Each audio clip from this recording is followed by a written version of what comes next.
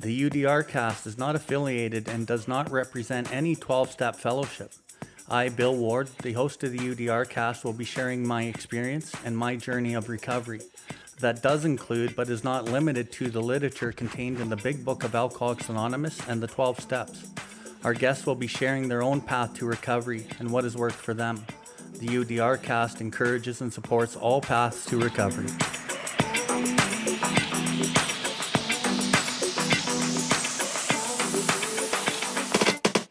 Welcome everybody to the UDRcast. UDR stands for Uncover, Discover, and Recover. My name is Bill Ward, and I'm coming to you from the recovery capital of Canada, Calgary, Alberta. Here we are going to discuss everything recovery, different perspectives, different experiences, both with the people I know and with others from around the world. If you resonate with anything you've heard on this episode today, we ask that you share it with anyone who you think may benefit from it. If you have any questions or comments, please find us at BILLWARDLIFE and send us a message in the info section. We'll get back to you as soon as we can. If you are interested in more recovery content, you can find the buttons for the YouTube channel and other social media outlets on the homepage, and you will be redirected to those platforms. We can recover, one person, one family, one community at a time.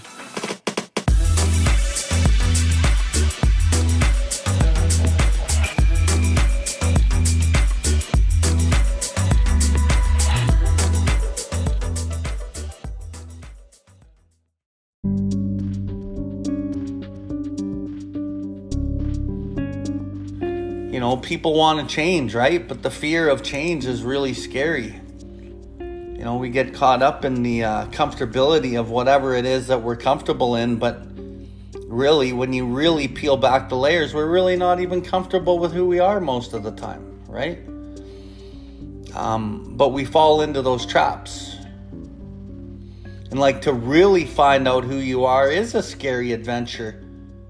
And it's a fascinating and brilliant and beautiful adventure, really, is what it is. And, you know, as you start peeling back the layers of truth of who and what you are now, there's a lot of humbling admissions of what we are, you know, because we build up the version of who we actually want to be in our head. But when you put it on pen to paper and you get to see, like, actually who you are.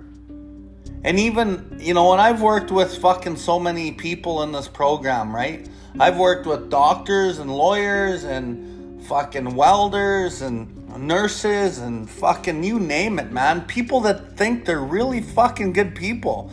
You get their shit down on pen to paper and they're not fucking as good as people as they think. They just think they're good because they're doctors and lawyers and shit, right? And they've convinced themselves of this version of who they think they are, this person of character. But really, when it's on pen to paper on the fucking black and white, there's no fucking character. There's no fucking character there. What it is, it's a fucking actor. It's an actor with no fucking character, trying to fucking wear the mask of what they need everyone to think who they are. You know, and ultimately that's the fundamental difficulty of most of us in the society and the world of the material that we live in. You know, we're all walking around wearing these masks and these fucking fake personalities of people who we wish everyone thinks that we are. And then we try to fucking equal that and go, okay, you think I'm this and I fucking need to live up to that, right? And it's really a disease of validation. You know, trying to get validated from the outside world and never really validating ourselves.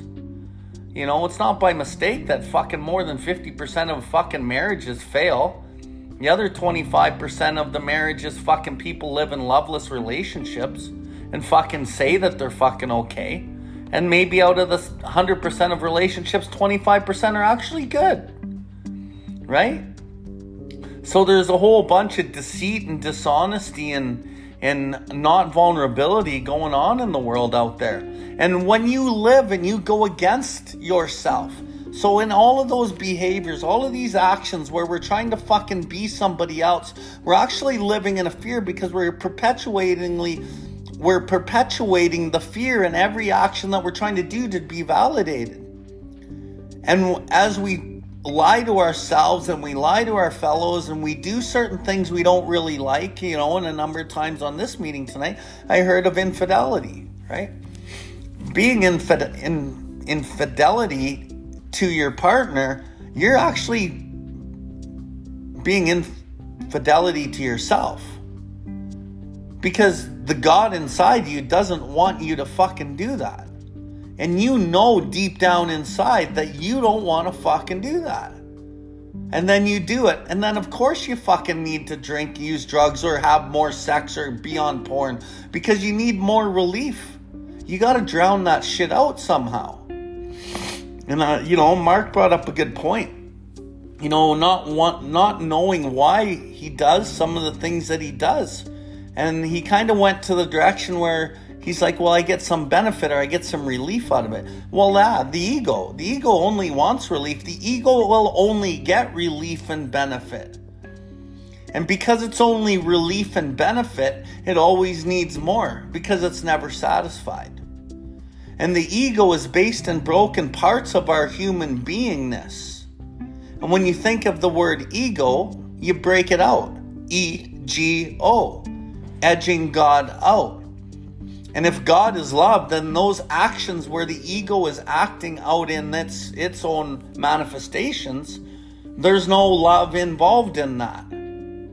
I'm actually trying to seek things from outside myself, but I'm fucking prying and manipulating and grabbing and grasping for these things to fill me up. And a lot of these behaviors are the subconscious patterns of abandonment, the subconscious need for validation, the subconscious ideologies of what I've learned of what love is actually not really what love is. And these things, as I go out into life to try to get them, I'm doing it wrong. But that's all we know how to do. So then we get into the state of continual disturbance within ourselves, and we just keep doing the same shit over and over. But for us alcoholics and addicts, fucking the one thing that really did work for a long time is drugs and alcohol. But when you cross the line, you can't use drugs and alcohol, but you can't not use it either. And then you're fucked. The thing about the behaviors before we pick up drugs and alcohol is if we don't get a control on the behaviors, we're picking up drugs and alcohol again. So it's really important to understand that actually picking up drugs and alcohol is just a symptom of the behaviors, which is a symptom of the selfish self-centeredness, which is a symptom of the fucking instincts, which is a symptom of the deep-rooted fear that we fucking actually live with in the root. And to really fucking understand all that doesn't come fucking your first round of steps. Doesn't come your second round of steps. You get some good ideas, you get some inclinations, you start learning a few things, you start having some spiritual awakenings, and you start learning about who and what the fuck you are, with a sincere attempt to fucking try to change that. And there's no way of us really fucking changing, because I haven't met too many of us that actually just changed on their own because they wanted to. Like our literature says, we had to have God's help. And without his aid, we fail, and we fail utterly. And one of my favorite lines to kind of cap this off, what I just said there, is we could wish to be moral, we could wish to be philosophically comforted, we could will these things with all our might, but the needed power was not there. As marshaled by our own will, we failed, and we failed utterly. The needed power that I need to change is fucking God's power.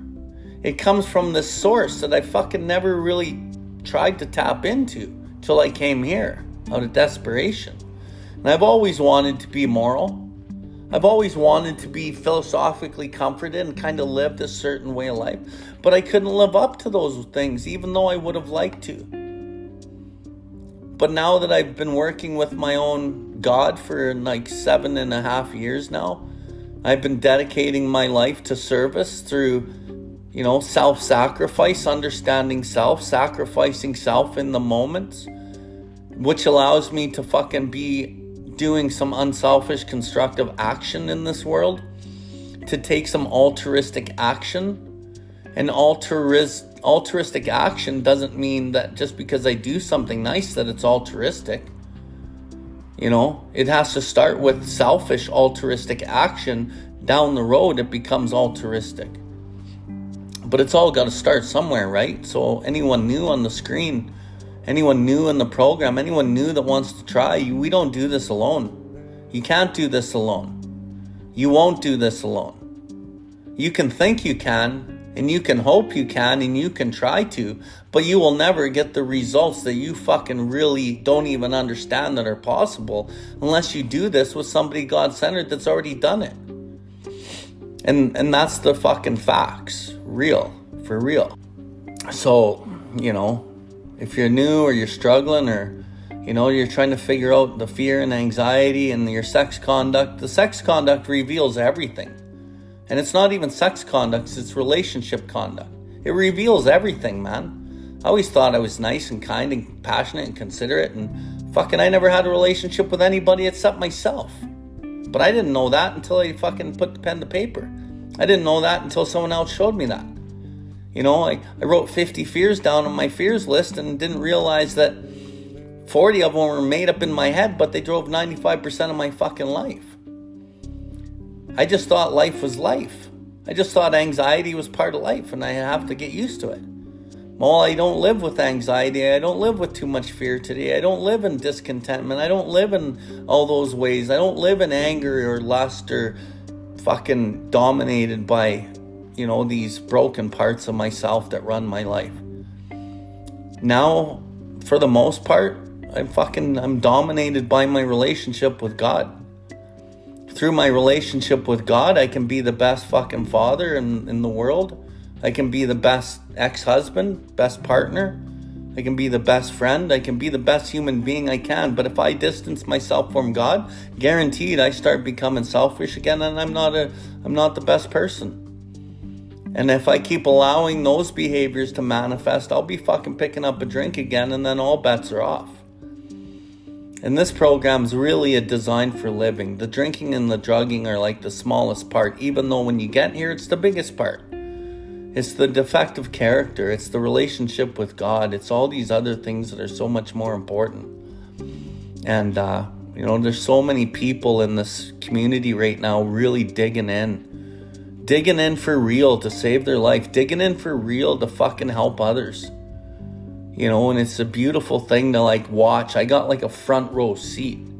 Every fucking Monday I get to see 30 fucking people willing and wanting to change their fucking life. And they just line up. Study after study, man. Fucking let me learn about me. Let me learn how I can help. Let me fucking look at myself. Let me cry and let me go through the pain. Let me fucking do what it takes. And I got a front row seat for that, man. It's fucking one of the most beautiful things I ever experienced in my life.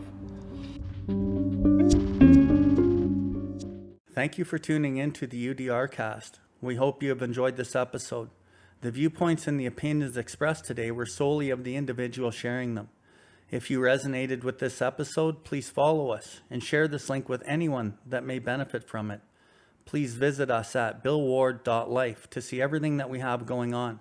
We can recover. One person, one family, one community at a time.